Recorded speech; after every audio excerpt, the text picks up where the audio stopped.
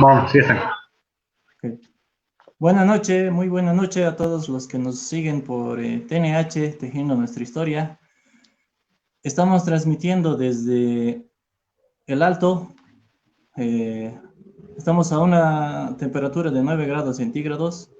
Son las 7 de la noche con 11 minutos. Ayer ha nevado, ayer en la noche ha nevado en el Alto, entonces está haciendo un poco de frío, un viento frío. Bueno, en esta ocasión estamos estrenando este sector que se llama Sembraremos. Bueno, entonces vamos a hablar esta noche sobre transgénicos, ya que ha habido ha dado de qué hablar, ¿no? La anterior, hace unas cuantas semanas, cuando la presidenta transitoria ha lanzado un decreto y todas las implicancias que este tiene sobre la producción de nuestro país. Vamos a dar la bienvenida al ingeniero Emanuel Kisbert. Él es ingeniero agrónomo. También tiene una maestría en desarrollo rural sostenible y está haciendo su doctorado en ciencias del desarrollo rural. Hola Emanuel, ¿cómo estás? Buenas noches. Israel, buenas noches a todos los que nos escuchan y nos ven. Saludos. Y bueno, aquí dispuesto a compartir ideas contigo, compartir una pequeña charla contigo, Israel, compañero de universidad y también ingeniero agrónomo. Y bueno, es nuestra formación y ver desde nuestra perspectiva lo que es los transgénicos, ¿no? Que tiene mucho, mucho de qué hablar, ¿no? Exacto, exacto, estimado Emanuel. Gracias más bien a ti por acompañarnos, por sacarte tiempito y vamos a tratar de transmitir lo poco que seguramente sabemos y tratar de aprender algo entre tú y yo y todos los que nos están viendo o escuchando. Bueno, el tema de transgénicos es un tema un poco polémico, ¿no? En el mundo y en nuestro país. Tiene varias implicancias, es visto un poco como una especie de, no sé si de tabú, pero mucha gente le pone una barrera, ¿no? Cuando uno habla o toca el tema, ¿no? Es polémico el tema, ¿no? Emanuel, ¿tú qué dices? Bueno, es polémico, ¿no? No solo en Bolivia, sino en el mundo entero, ¿no? Y bueno, desde mi punto de vista, es importante hacer dos diferencias teóricas. Ya, Muchos mezclamos, Israel, amigos que nos están escuchando y amigas, lo que es los organismos genéticamente mejorados con los transgénicos. Y pensamos que son lo mismo, ¿no? Y de ahí viene un ajá, poco el tabú que tú dices, ¿no? Entonces, si nosotros vemos en un concepto el organismo genéticamente mejorado, es cualquier organismo que tiene, que hay una alteración en su ADN a través de la ingeniería genética, ¿no? Que es una especialidad. Nosotros en Bolivia no debe haber esa especialidad, estoy seguro, ¿no? Entonces, hacen modificaciones genéticas para poder desarrollar una determinada característica de la especie, ¿no? Por ujú. ejemplo, la papa, ¿no? Yo puedo mejorar genéticamente para que no tengas ojos, ¿no? Para que sea más fácil de pelar, ¿no? En esos, en esos términos O sea, sencillos. para que tenga una característica que nos beneficie en cierta manera a los que consumimos papa, ¿no? Exacto. O determinado nutriente. Y Ujú. bueno, y ahí trabajamos, pero en la misma planta, en la misma especie, ¿no? Entonces, en este Claro, caso, pero, digamos, a ver, pero hablando de organismos genéticamente modificados, o sea, debe haber una diferencia, ¿no? Entre transgénicos y organismos genéticamente modificados, Claro, ¿O es lo por eso, mismo? mira, el transgénico también es un organismo genéticamente mejorado, Ujú. pero ¿cuál es la diferencia? Que cuando haces, utilizando las técnicas de ingeniería genética, desarrollas y aplicas genomas externos. ¿Qué quiere decir esto? Que yo soy es ingeniero genético y para desarrollar una característica específica, es decir, puede ser los nutrientes de la planta, ¿no? De lo que nosotros consumimos, las vitaminas, todo eso, pero ese genoma externo puede ser de otra especie. Es decir, yo puedo mezclar papa con tomate genéticamente, ¿no? Sí. O ponerlo un gen animal. Ujú. Y ahí tal vez Eso, tenemos que, es eso es importante ver la transgénico, ética. pues, ¿no? Eso es ya lo Eso es, transgénico, eso es ¿no? transgénico. Que- eh, que- Pero hay algo en, o sea, pero eso ha venido desde hace miles de años, ¿no? Estimado Emanuel, ¿no? No los transgénicos, sino que nuestros ancestros han ido mejorando la papa, que no es como la conocemos ahora, ¿no? La zanahoria, el maíz, ¿no es cierto? claro, desde que, la humanidad ha empezado a, a desarrollar a las especies, ha habido este proceso, ¿no? Es decir, Ujú, se ha sí. empezado el proceso de dominación, es decir, dominar a la planta, ¿no? Es decir, mejorar, que tenga mejores características, más producción, más productividad, y todo esto. Y por eso ahí entra un poco el tabú y cómo nosotros manejamos esa tecnología, ¿no? ¿No? Y más adelante vamos un poco a Ujú, entrar un poco al debate de esa tecnología, si lo manejamos, no lo queremos manejar y que podamos desarrollar ese tema, ¿no? ujú. Sí, sí, es bueno, porque hay un poco de confusión, ¿no? Porque entre lo transgénico, bueno, para empezar le llamamos transgénico y lo correcto sería llamarle OGM, ¿no es cierto? Claro, pero hay que diferenciar los dos tipos de OGM, ¿no? Una Ajá, OGM que trabaja en solo con la misma especie, genéticamente con su ADN de la misma especie, y lo que es la otra modificación genética que ya introduces dentro de los genes, dentro del genoma de la planta, otro tipo de genoma para transformar y ujú, desarrollar ese tema. Y poder desarrollar las características que nos queramos. Ejemplo, la soya, ¿no? La soya, la que nosotros ahorita estamos produciendo, es tolerante al glifosato, ¿no? Tiene esa tolerancia, es decir, ujú, es un agroquímico, un herbicida que no lo mata, ¿no? Es un agroquímico que no le va a hacer daño a la soya, pero sí a a las otras especies que son malezas, digamos, ¿no? sí, sí. Eh, bueno, creo que está un poco mal la señal. ¿Me escuchas, Emanuel? Hola, ¿Me escuchas? Hola, hola. sí, Bueno, a ver, ya, muy bien. Es que la señal está un poco, no sé, varía un poco, ¿no? Es quizás en el viento, ha habido un poco de nubosidad, algún problemita.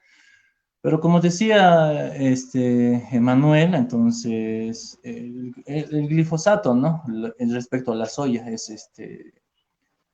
hablamos mucho o sea, como hay un poco de animadversión, ¿no? Cuando hablamos de transgénicos, siempre le ponemos, nos asustamos, ¿no? Y lo cierto es que nosotros consumimos casi todos los días algo transgénico, ¿no? Emanuel, ¿me escuchas? sí, sí, te escucho. Ujú. Entonces, hay varios alimentos bueno, alimentos entre comillas que nosotros consumimos que son transgénicos o que llevan algún OGM, ¿no? Dentro, incorporado, ¿no? Comemos papitas fritas, claro, los Doritos, los chocolates, casi todo lo que es de Nestlé tiene transgénico. Suco, el Yupi tiene transgénico. Bueno, al final creo que van a poner un pequeño video y... Hola, ¿me escuchan? Sí, ¿no? Y al final van a poner un pequeño video donde hemos ejemplificado esas cosas. Bueno, Emanuel, ¿qué más nos puedes comentar sobre los transgénicos? Bueno, creo que también es importante ver cómo se empieza a legalizar en nuestro país los transgénicos, ¿no? Ujú. Es importante eso, Sí. ¿no? Muchos culpan a diferentes gobiernos y todo ese tabú que también sigue existiendo, pero en Bolivia los primeros años que se ha empezado a producir ha sido en los 80, ¿no? Pero no ha sido una producción masiva, han hecho pruebas, ¿no? Ujú. Y los que han Sí. hecho estas pruebas son los menonitas y los japoneses en lo que es ahorita el norte integrado de Santa Cruz, ¿no? Donde se produce mucho de esto. Ajá. Posterior a eso, sí ha habido un poco de retroceso en eso, tal vez si me da el término, pero ya en el 2003, cuando asume Carlos Mesa presidente, es Sí. legalmente él ya desarrolla una resolución administrativa para el SENASAC. La resolución administrativa 44/2005 eh, permite la producción de soya, la transformación de esta OGM, de este cultivo que está ya desarrollándose en Santa Cruz. Posteriormente, posteriormente Rodríguez Belcé refrenda esta resolución administrativa con un decreto supremo para poder desarrollar. El decreto supremo es el 28-22-5, que respalda el uso ya de transgénicos, ¿no? Posterior a ello, ya en el gobierno de Evo Morales, ¿no? El 2009, y bueno, todo el proceso de la constituyente, ustedes recordarán, hasta llegar a una constitución el 2009 ya elegida bajo un referéndum y todo lo que hemos visto en esos años, ¿no? Ujú. Tiene un artículo interesante, digamos, el artículo 409 de nuestra Constitución Política del Estado señala que la producción y comercialización e importación de transgénicos será regulada por ley, ¿no? Sí. Y ahí entra un poco la polémica. Si nosotros revisamos un poquito la historia, este artículo tenía que decir que en Bolivia, en otras palabras, lógicamente más técnicas, no se podía ni producir ni consumir transgénicos, Ujú. ¿no? Y ahí ya empieza un poco la polémica de lo que el gobierno de Evo Morales podría estar o no estar de acuerdo con los transgénicos, ¿no? Ujú. El año pasado, como ustedes han debido ver en la televisión, es,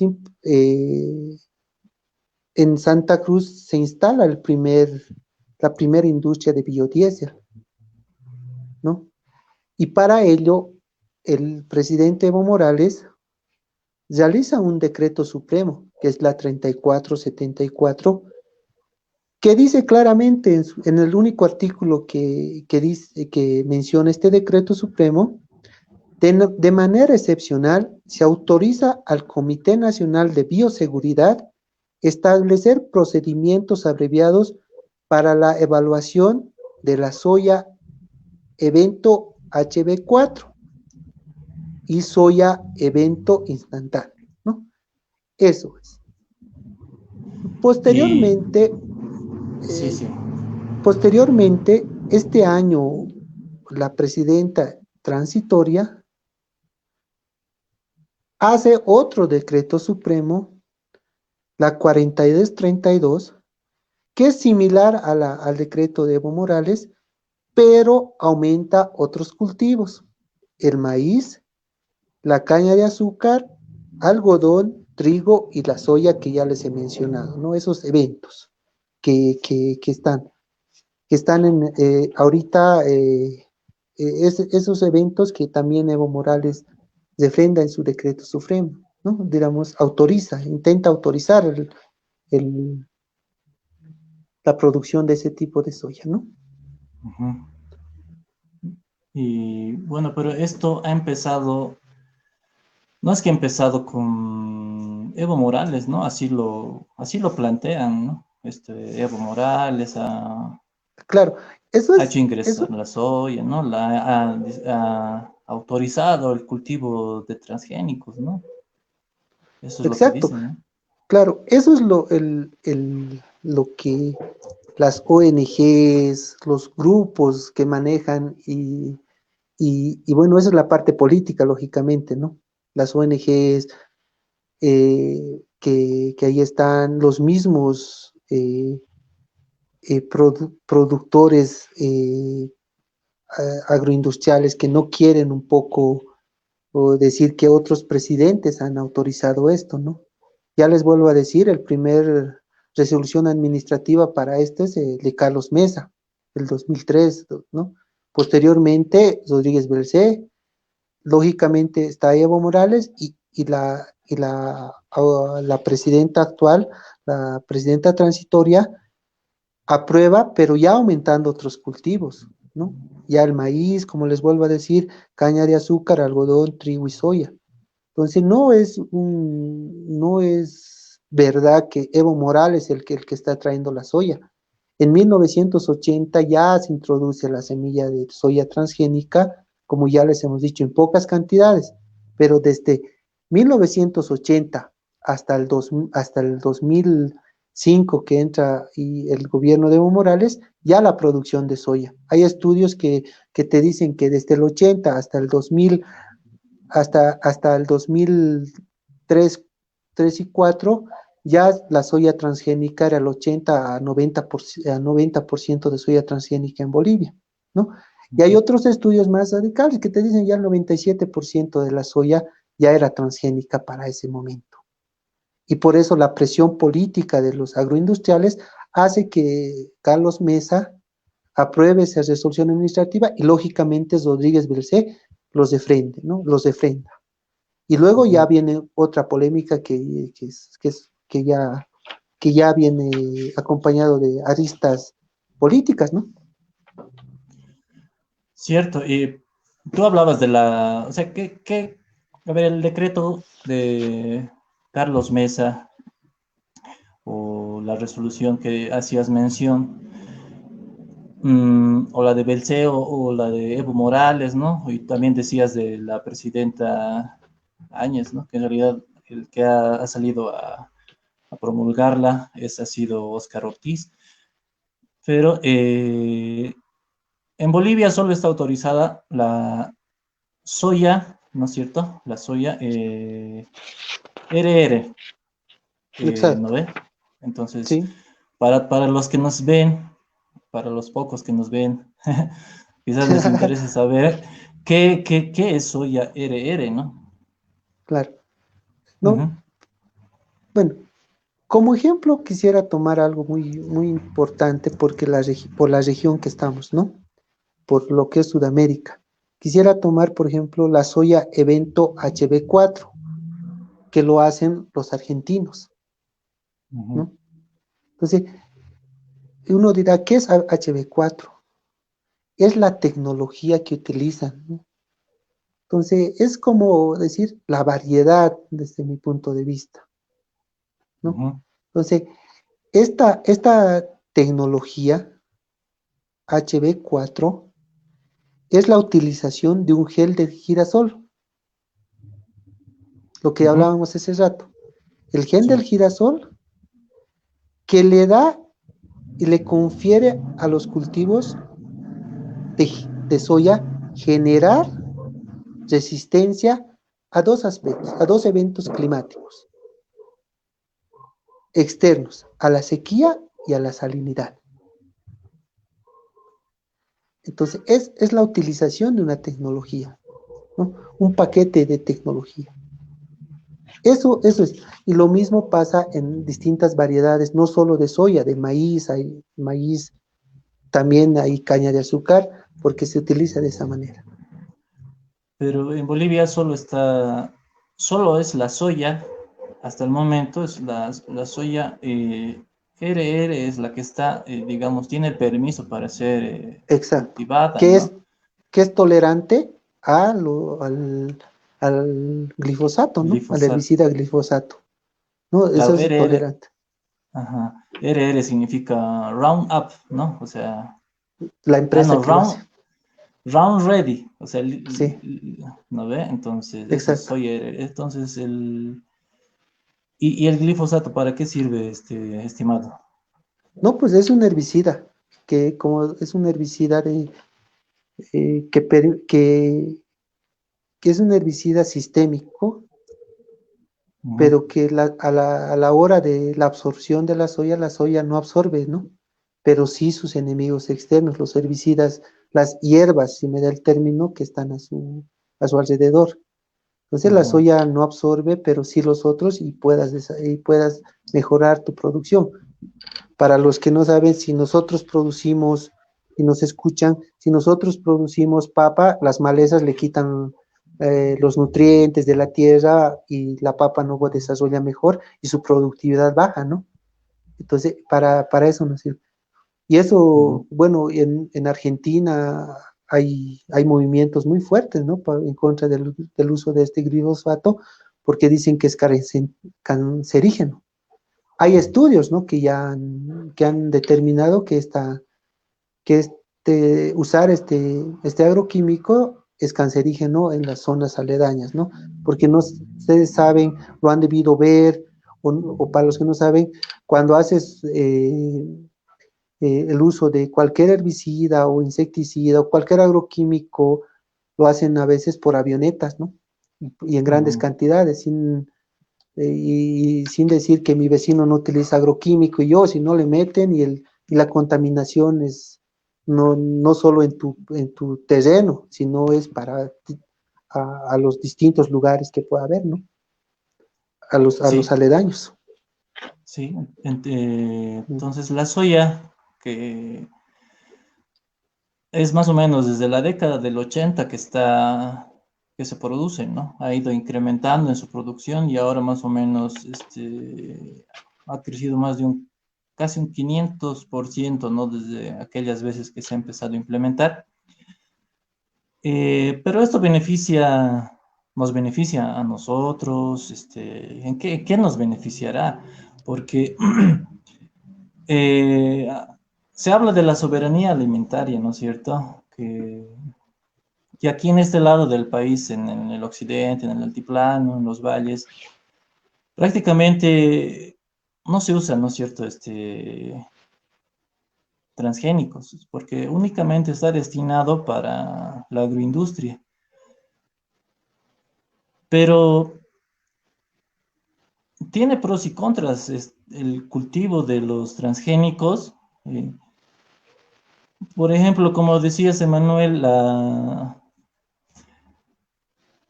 se hace una planta más resistente. La soya es resistente al glifosato, al herbicida. Eso implicaría que ya no tendríamos que usar mm, otro tipo de herbicidas o estar usando a mano, deshiervando, ¿no? Eh, pero eso no pasa, ¿no? En este lado del país, en Occidente, ¿no? Porque en realidad se sigue usando un poco la papa, por ejemplo, es a mano o a picota, chuntilla, ¿no? Pero esto está más enfocado para los agroindustriales, ¿no? Pero ¿cuáles podrían ser, digamos, los pros y contras que esto tendría? ¿No? Porque obviamente si decimos que esto es malo o bueno, tendríamos nosotros que mostrar lo bueno y lo malo, ¿no? Porque siendo una tecnología, porque es una tecnología, no es como ponernos a las vacunas, digamos, ¿no? Aunque hay gente que se opone, pero no podríamos oponernos sin haber realizado un tipo de investigación. Entonces, esto tiene pros y contras, ¿no? Estimado Emanuel. Claro,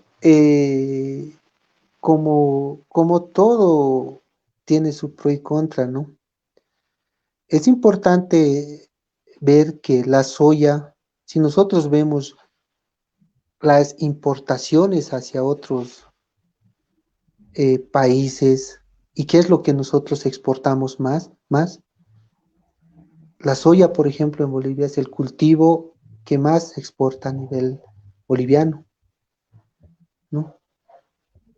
Si nosotros vemos y entramos un poco a las páginas del INE o del IPSE, luego de que primero está el gas y el petróleo, lo que nuestros recursos, luego están los minerales y posteriormente está la soya, ¿no? Entonces, Ujú. que da un beneficio económico al país, porque no, tú sabes que se redistribuye esa economía entre todos. Por eso, pero habría que analizar con más profundidad y por qué los otros cultivos no están desarrollándose, ¿no? ¿No? Lo otro, utilizar OGMs nos puede permitir, sin perder desde mi punto de vista, sin perder la diversidad que tenemos de semillas y todo lo que nuestros ancestros lo han podido mantener, pero sí podríamos utilizar esta tecnología para, para subir un poco la productividad de nuestro país, de los alimentos, ¿no? Yo, Sí, para mí es decir, nosotros si no, somos los más bajos en productividad, ¿no? En todos los productos, ¿no? Por ejemplo, el de papa es 5.5 nuestro promedio por hectárea. Vemos el Perú y está llegando a casi 20, ¿no? Porque utiliza algún tipo de tecnología, porque tienen políticas de utilizar. En la soya nosotros estamos llegando a 2.46 toneladas hectárea, pero vemos al Brasil que está llegando casi a 3.5. Entonces, hay que analizar desde ese punto de vista, ¿no? Y las cosas que podamos tener. Y lógicamente vuelvo a repetir que hay que diferenciar entre OGMs y transgénicos, ¿no? Si nosotros en Bolivia tuviéramos la capacidad, los gobiernos tuvieran la capacidad de desarrollar institutos de investigación de ingeniería genética basado en las OGMs, pero éticamente podríamos tal vez resolver muchos problemas de los productores campesinos, del pequeño productor campesino que está ahí eh, perdido y está en los bajos rendimientos, como les puedo decir, y eso sin perder nuestra diversidad genética. Muchos no estarán de acuerdo conmigo, lógicamente, en lo que estoy diciendo, pero ese es mi punto de vista, ¿no? Entonces, los dos, pero también hay que ver lo que hoy se utiliza los transgénicos para quienes benefician, ¿no? Y a quienes benefician esto, ¿no? Porque ya, como lo has dicho un poquito antes, desde 1980 empieza a entrar a Bolivia, ¿no? Lo que es los transgénicos.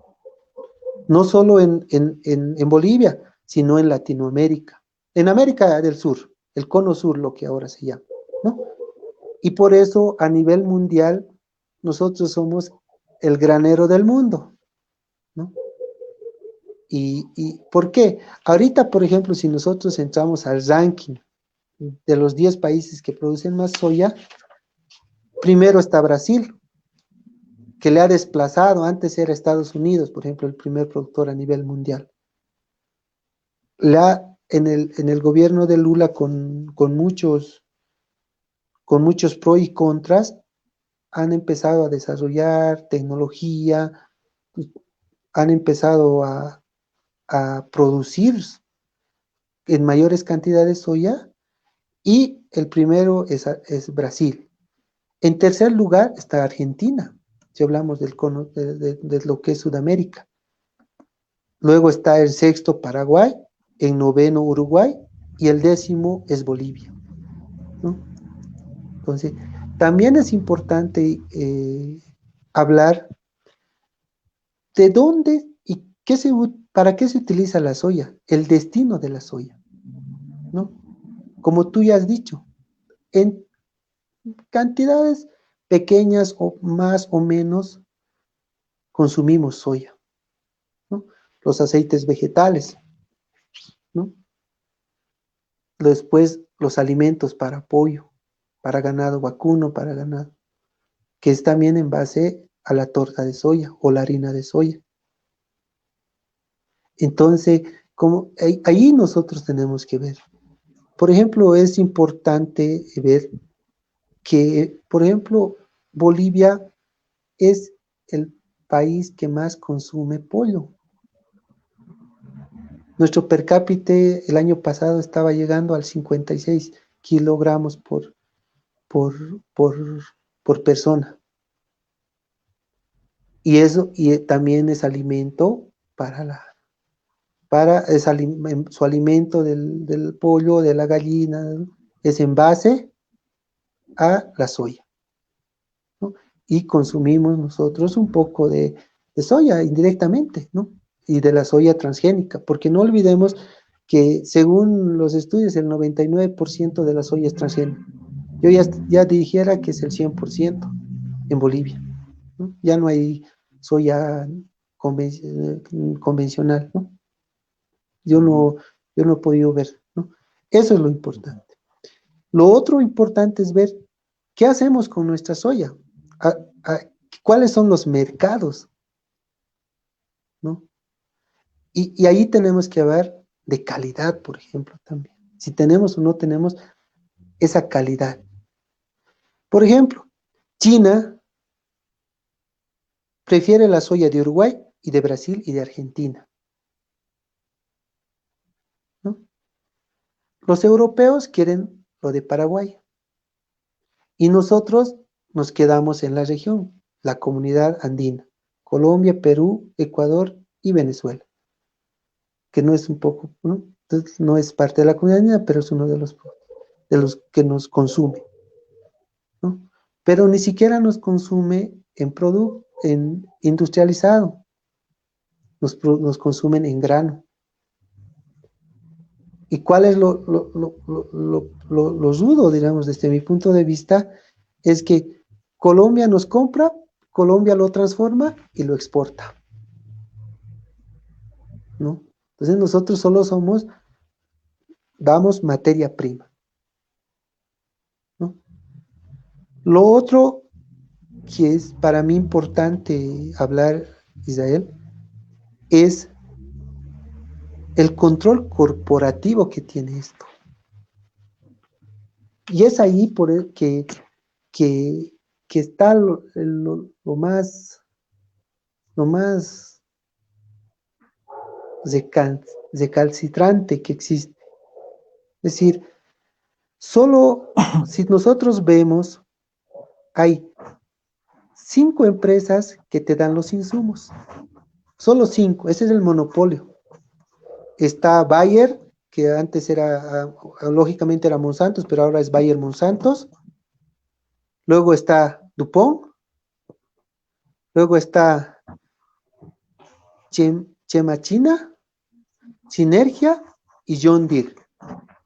Esos son los que nos dan semillas, agroquímicos y la mecanización que se necesita, ¿no? A través de John Deere, ¿no? Y la monopolización de la venta es igual muy, muy, muy, muy jodida desde mi punto de vista, porque el monopolio la tiene 4 empresas. De las 4, 3 son norteamericanas y solo una es francesa. ADM, que es norteamericana, Munger, Cargill, son norteamericanos. Y son empresas que se dedican a la transformación y la venta de granos, y en especial, lógicamente, del grano de la soya. Eso es eso es el monopolio del agronegocio. Y lógicamente que estas empresas tienen socios bolivianos agroindustriales en Santa Cruz, porque todas estas empresas tienen sus oficinas en Santa Cruz y que es beneficiada para los grandes agroindustriales. Y uno de esos grandes industriales es la familia Marinkovic, ¿no? Que actualmente es ministro de Planificación.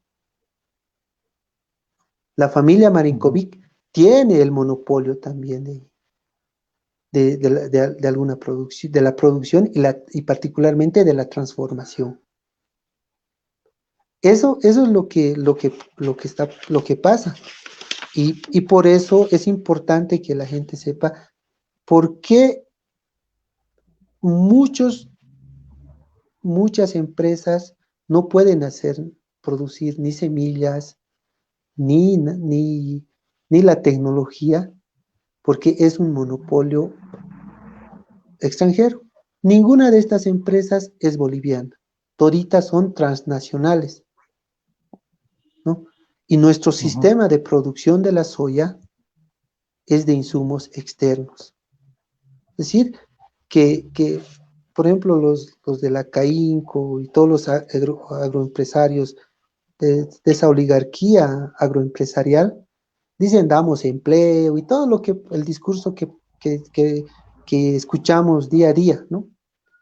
Pero ellos saben que sus negocios son cerrados, ¿no?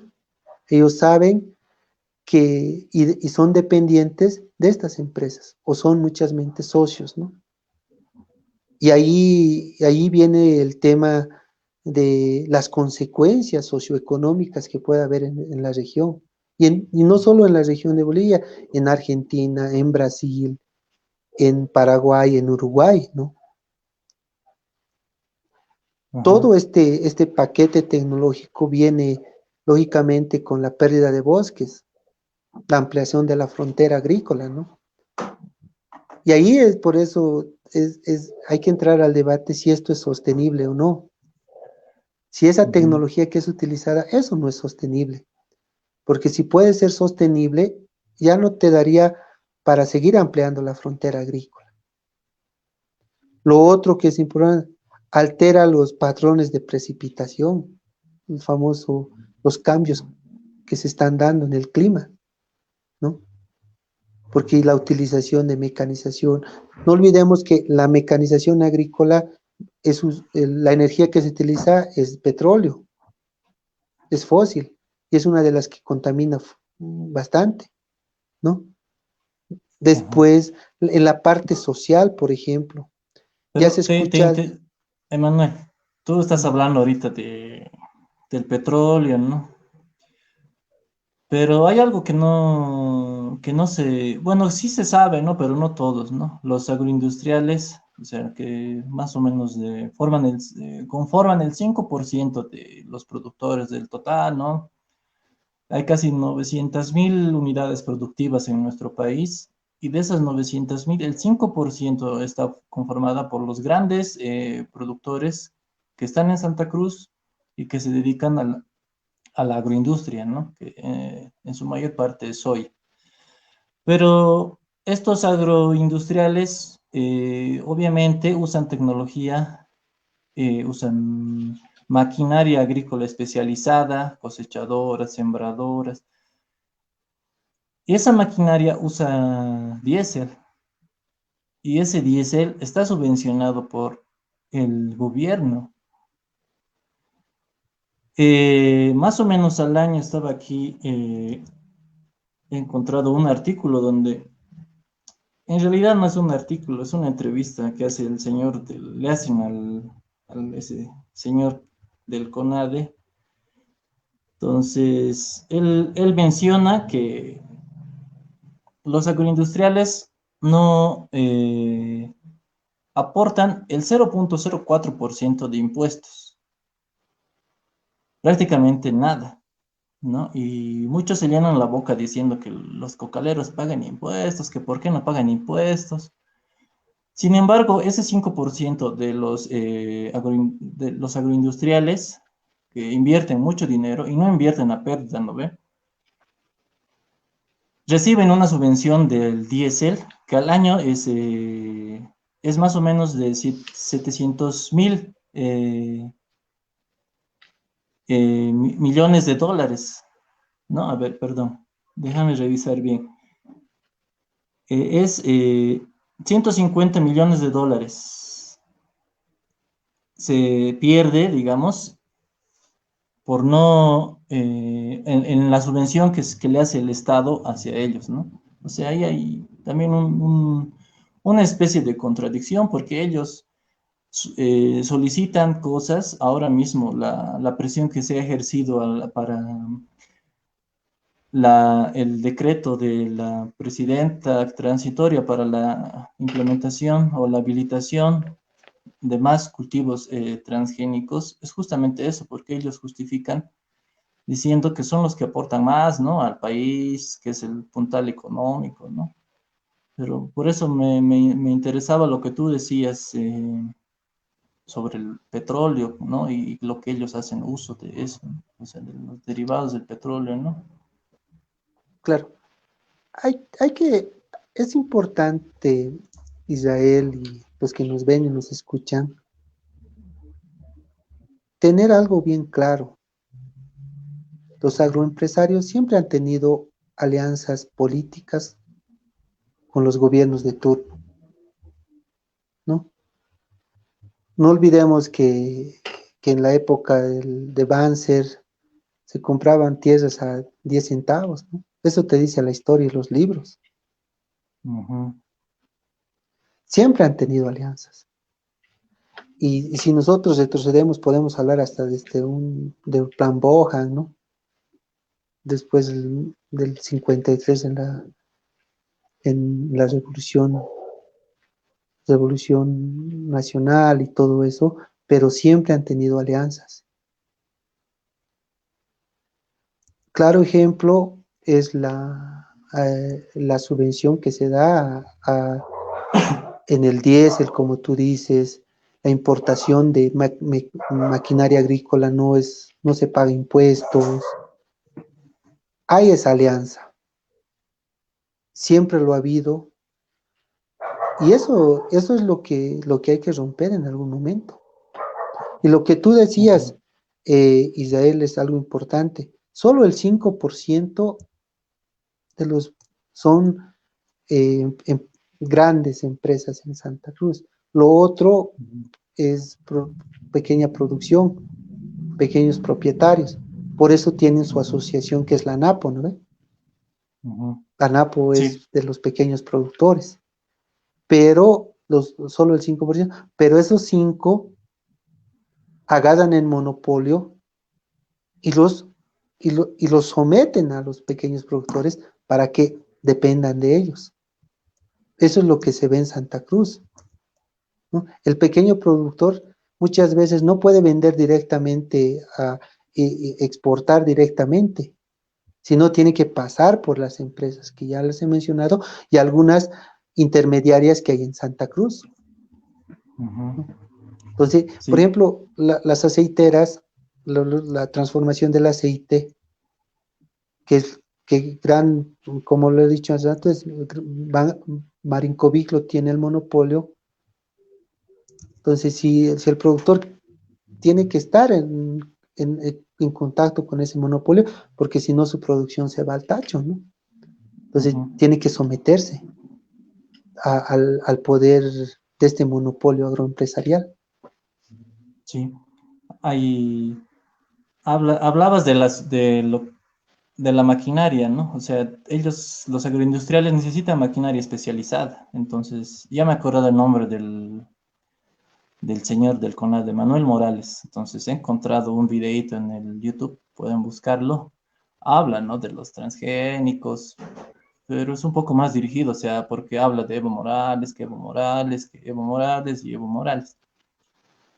Sin embargo, hay una parte importante donde él dice, y lo leo porque lo he transcrito. Dice, el Estado boliviano subvenciona entre 700 y 1.000 millones de dólares en diésel a los agroindustriales. Entre 700 y 1.000 millones de dólares al año. También menciona él, no yo, Manuel Morales, ¿no? Del CONADE, dice eh, que han recibido 150 millones de dólares de las cuentas de las AFPs. O sea, lo que nosotros aportamos a las AFPs, lo que nos descuentan, les han dado a los agroindustriales. Obviamente, lo inclina la balanza un poco, haciéndolo quedar mal al Evo, ¿no? Y también él dice, respecto a la maquinaria, que deben a los bancos 3.500 millones de dólares.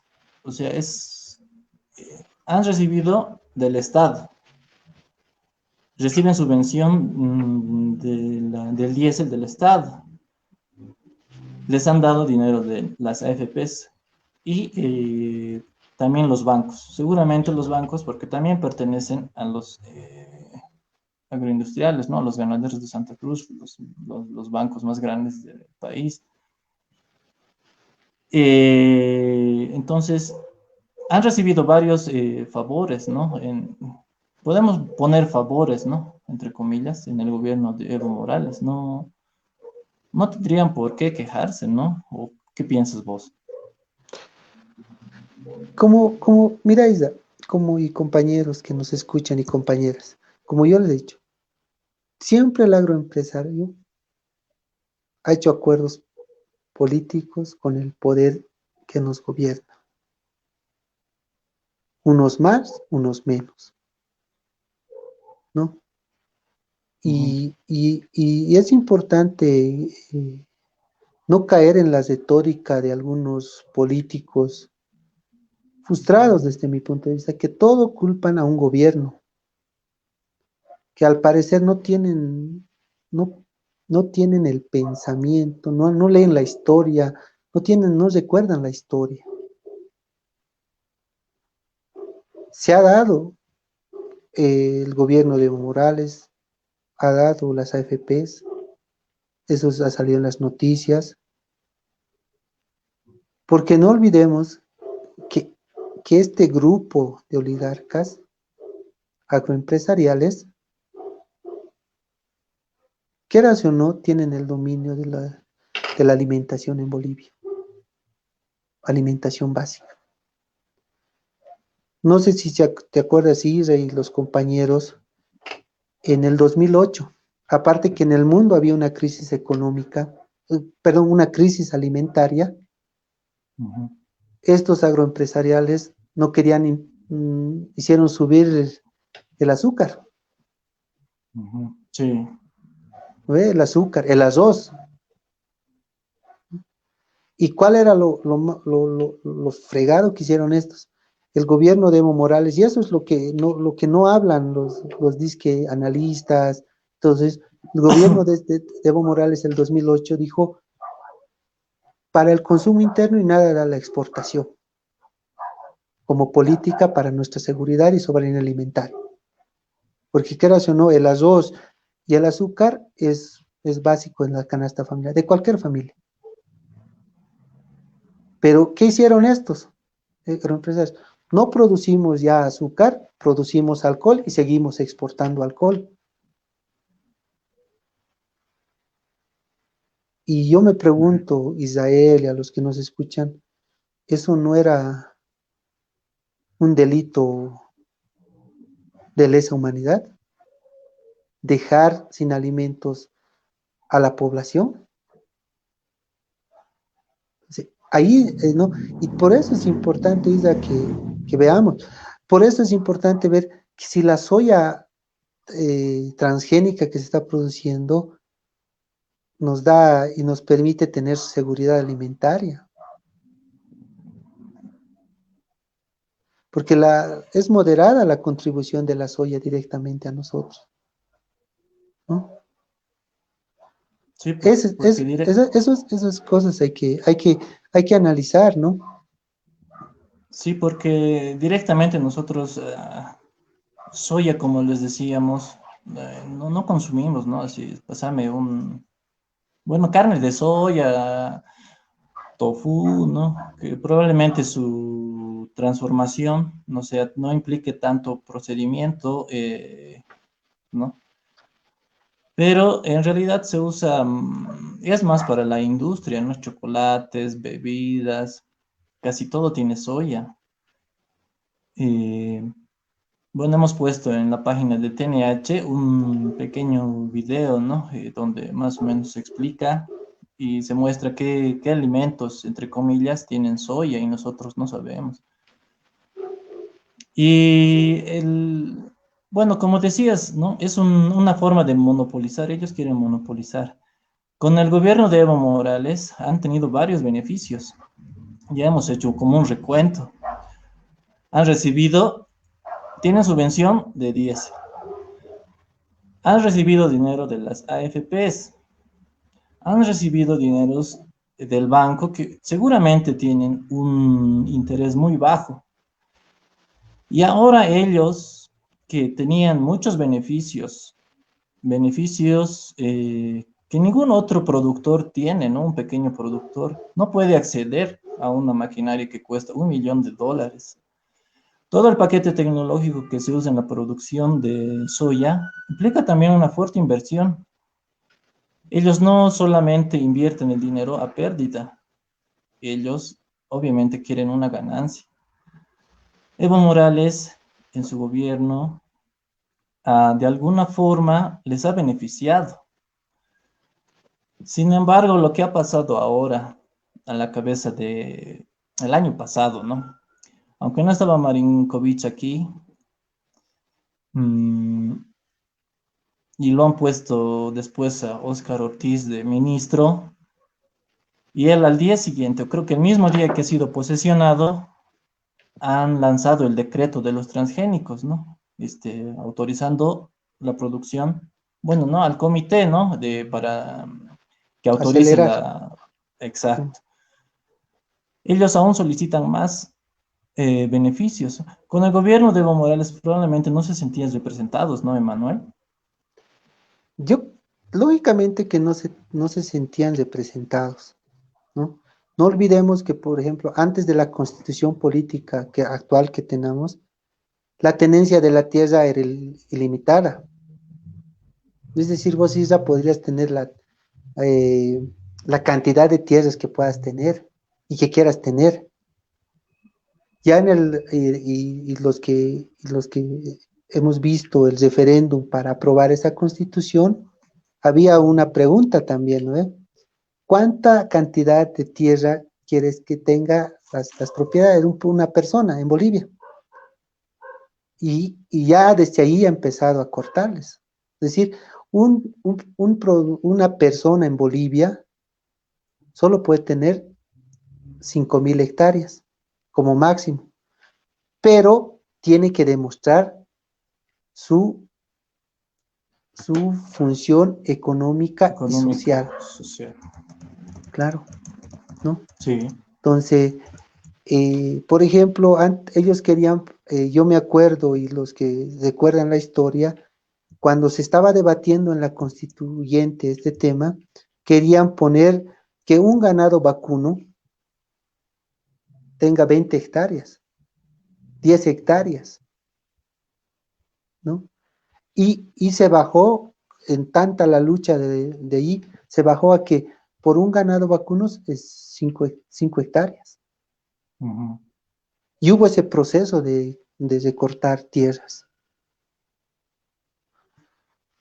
Sí.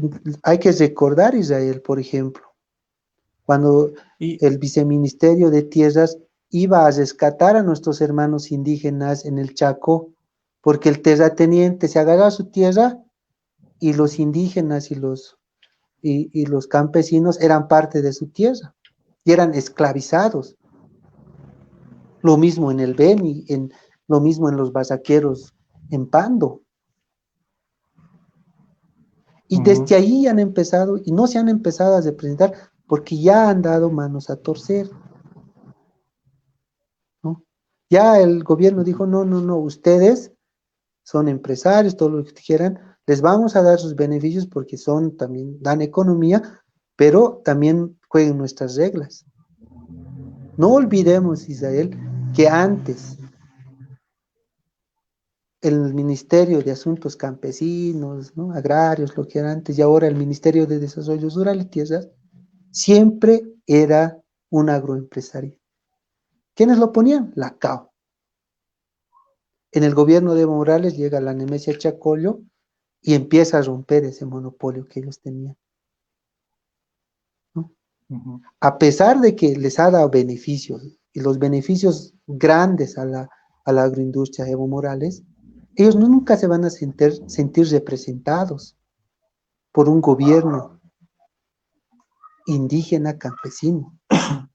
El fondo es eso, no es más. El gobierno, Sí, cierto. y tú ves los libros, los datos de las ONGs, hasta ellos mismos dicen, el gobierno de Evo Morales les ha dado más beneficio a los agroempresarios, pero no se sienten representados por cuestiones raciales.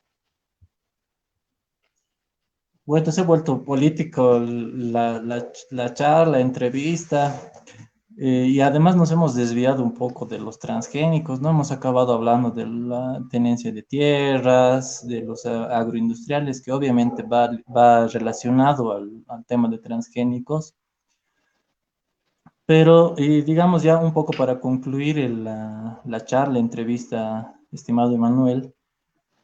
¿Tú qué crees que va a pasar después? O sea, es un tema que va a seguir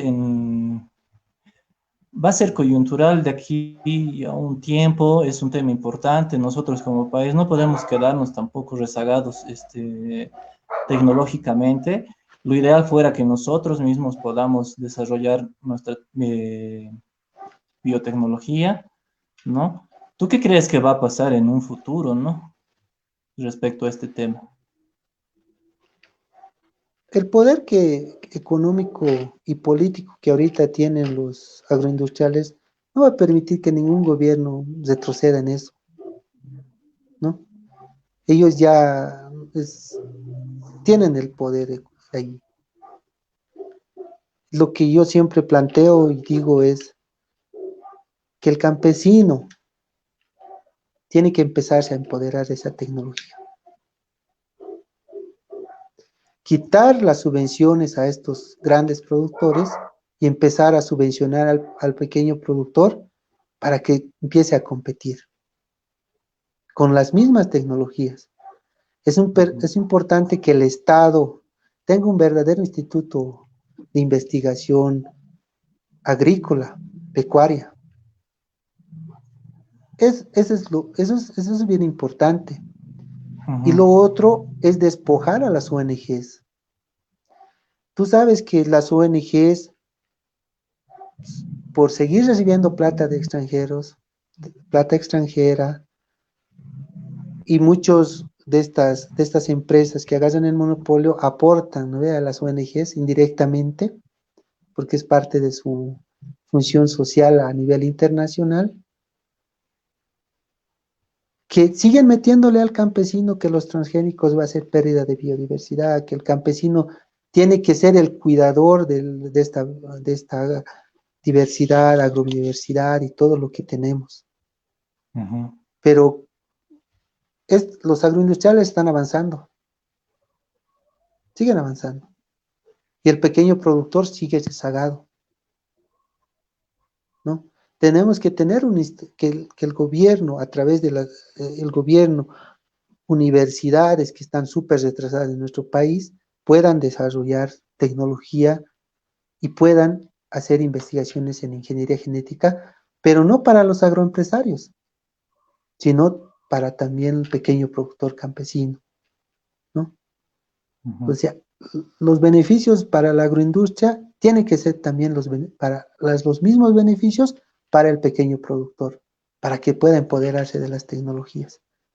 Y eso es el reto. Yo creo que de los gobiernos que se vienen las elecciones y el gobierno que venga es un reto, ¿no?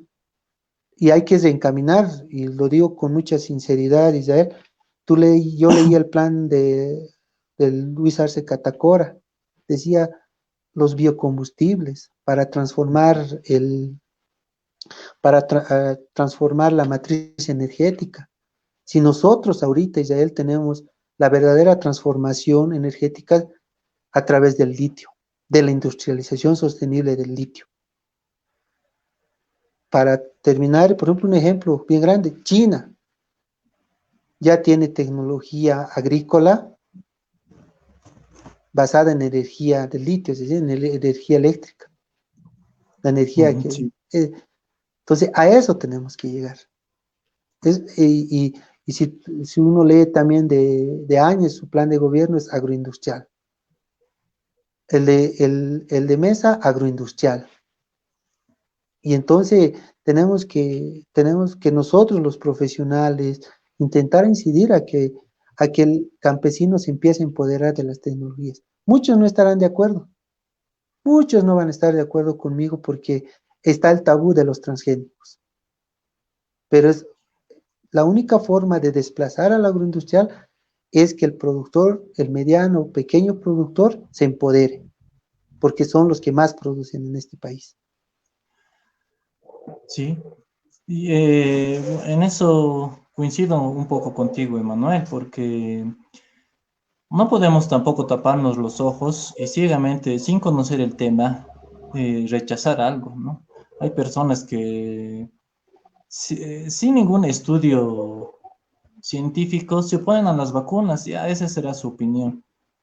Pero se ha demostrado que las vacunas han elevado, han extendido, ¿no?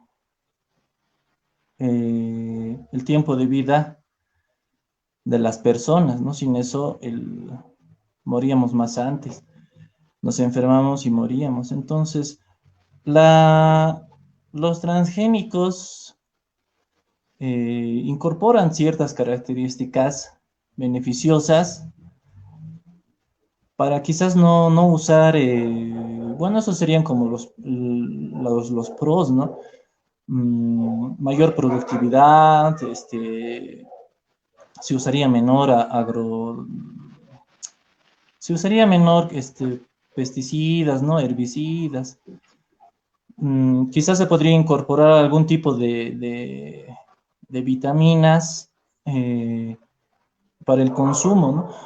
Porque todo lo que llega cumple o sea, no sale nomás al mercado, o sea, nadie va a animarse a hacer investigación sin cumplir alguna normativa. Hay varias investigaciones que dicen que hacen daño y hay otras que dicen que no. El problema no es ese, yo creo, y coincidimos en eso, sino en el poder que tiene en las transnacionales, y tú ya lo has mencionado, Monsanto, que es lo mismo que Bayer, DuPont y bla, bla, bla, y que va en relación a los agroindustriales de nuestro país y de toda Sudamérica, que produce soya, ¿no? Argentina, Paraguay, Brasil. Es el tema que nosotros deberíamos ver. No podemos oponernos, ¿no, Emanuel, a un tema que siempre va a estar ahí y nosotros debemos desarrollar nuestra propia tecnología. No podemos quedarnos atrás en ese aspecto. Quizás el tema de los biocombustibles es otro tema bien delicado a tratar. Podamos tratarlo en otra ocasión, pero no podemos nosotros negarnos a rechazar sin saber nada, ¿no, Manuel? Sí, no, mire, vuelvo a decir, hay grupos que se dicen no a los transgénicos, se oponen a veces por oponerse y sin tener el conocimiento. Por eso es importante ver que cuán sostenible es tener, por ejemplo, la soya sostenible. Si los agroindustriales, si les dejamos de subvencionar y si ellos van a poder seguir teniendo esas ganancias jugosas, ¿no? Ujú. Entonces, si ellos dicen que utilizando esta tecnología, particularmente los agroindustriales, van a poder subir nuestros niveles de productividad. Vuelvo a Ajá. repetir, es un reto para los profesionales, pero ver no de una forma de chicha o limonada, sino de una forma vertical, de cómo se ve, de cómo se desarrolla este tema. porque no olvidamos que para mí estos temas, Israel, son temas políticos, ¿no? Son temas Sí, sí. políticos. Cómo se mueve la economía, cómo se mueven estos señores, qué quieren estos señores, siguen quieren acaparar tierras, hoy el desplazamiento de los campesinos, de los pueblos indígenas, y Pero otra temática que es relacionado a esto, por ejemplo, es el acaparamiento de tierra y la extranjerización de la tierra. eso te iba a ¿No? preguntar, Exacto. ¿Te das porque, cuenta? Eh, eh, Hay ya porque ¿quiénes pueden argentinos y ser los brasileros y japoneses? y japoneses. ¿No ve? Y a pesar que Ese la es, constitución política del Estado te dice que no pueden tener tierras los extranjeros, pero ujú, ahí funcionan los palos blancos, ¿no? Los palos sí, blancos que son bolivianos pero que responden ya sea transnacionales o personas individuales para desarrollar este tipo de agricultura. Es importante, Israel y compañeros, ¿no? ¿Y por qué estos vienen? No tienen seguridad jurídica, muchos, ¿no? Un extranjero que venga y sabiendo que la tierra en Bolivia es barata. ujú, Yo 2 años produzco en mis 4 ciclos agrícolas que me dan los 2 años, recupero lo ujú. que he invertido y gano y me voy, aunque me quite la Ujú. tierra. Ahí es lo que tenemos que empezar el debate también. Sí, sí, de acuerdo contigo, estimado Emanuel. Hacías mención de Marinkovic, del Branco, ¿no? A él le han revertido Tierras. tierras, si no me equivoco, 12.000 hectáreas más o menos, ¿no? de Y, tierras. y una laguna, Mm, ¿no ve? Que era en sus territorios, recordemos, ¿no? Y por eso ya sí, empieza a ponerse en contra más del gobierno de Evo Morales. El Blanco exacto. Marinkovic tenía una laguna, lo encerca y Laguna, nadie podía consumir. Es decir, el Laguna agua, Corazón. claro, la laguna Corazón, y el agua en la constitución política del Estado que vivimos, y ese avance es un derecho humano, el acceso al agua. Y no es Ajá, propiedad de nadie, es propiedad del Estado. ajá, Entonces, por eso es importante equilibrar las visiones, equilibrar que el año pasado y todos los años que hemos escuchado de las ONGs, hasta yo me he hasteado de algunas ONGs y las universidades, de decir que el gobierno de Evo Morales no ha hecho nada en favor del medio ambiente y todo eso. Ya hemos visto en la quema de la Chiquitanía, algún rato tenemos que tocar ese tema, y lo que está pasando ajá. ahora en la Chiquitanía, ¿no? Entonces, Sí, esos son ejemplos que también tienen que ver con este proceso agroindustrial, monopolio agroindustrial en Bolivia. exacto. Entonces, tú has usado una palabra clave, monopolio. Y el tema de la chiquitanía va muy relacionado a las agroindustrias, ¿no? Y a los agroindustriales. Mm, creo, si no me equivoco, ahora con este gobierno de la señora Áñez, estaban proponiendo reforestar la chiquitanía con eucalipto para papel, ¿no ve? Pero yo ahora tampoco escucho como el año pasado, ¿no? Se rasgaban las vestiduras, la misma Amalia Pando salía, ¿no? La chiquitanía, el mismo, ¿qué se llama? El Camacho salía y decía, no, salía y decía, no, la chiquitanía. Han ido un montón de jóvenes que están en todo su derecho. Yo hasta a mí me daba, es que todos vemos, analizamos desde nuestro contexto, ¿no? Pero iban, ¿no? Hacían dar pena, no lo han vuelto mediático eso de la quema de la chiquitanía. Sin embargo, ahora los focos de calor son más que el año pasado en la misma fecha, ¿no? Es 12 de agosto. Y no veo todo esa organización de mala información, de transmitir esa información, ¿no? Evo Morales podido tener muchas fallas, ¿no? Y quizás algún tipo de improvisación en ese aspecto. Pero es difícil, yo creo, digamos, bueno, en la política hay que tratar de equilibrar, ¿no? Y para tener un poco de gobernabilidad con ese sector que es un sector que Pero tiene no lo un puedes gran peso, decir, ¿no? claro, y no lo Sí, puedes decir, vos no eres, es parte de ujú, Bolivia, tienes que tener políticas a ellos también, pero también obviamente, políticas al otro lado. Es, obviamente. Pero ahora no hay, ¿no? No veo yo, o sea, vamos a la chiquitanía, queremos, el año pasado han llegado, el Macri ha mandado bomberos, o sea, eran todo un show. Y estaría armado, no estaría armado, eso en algún momento se va a saber, pero no es lo mismo. Ahora no adquiere el mismo contexto, probablemente por la pandemia y el tema de las elecciones, bloqueos, que no hay oxígeno, ¿no? no, yo no lo veo desde, vos piensas que es eso, no, sino que las ONGs responden a estas empresas y a las grandes oligarquías. La universidad responde a la... No olvidemos que Waldo Albarracín con su CONADE igual salían a protestar. Hoy no habla nadie del CONADE sobre lo que está pasando, ¿no? En la chiquitanía. Yo me acuerdo que la señora Áñez, actual presidenta en transición, salía igual, ¿no? Que la chiquitanía, que sus letreros, a Mm. pesar que ella, toda su familia representa a los grandes ganaderos Ganaderos. del Beni, ¿no? Ujú. Entonces, es político. Por eso, Israel, mire, por ejemplo, un poco ya viendo, en la universidad, tú sabes, hemos salido de la misma universidad, nos han formado de manera vertical, Ujú. ¿no? Sí, Y no de ver estos componentes, ya con estudias, leyes, y allí puedes ver los otros componentes.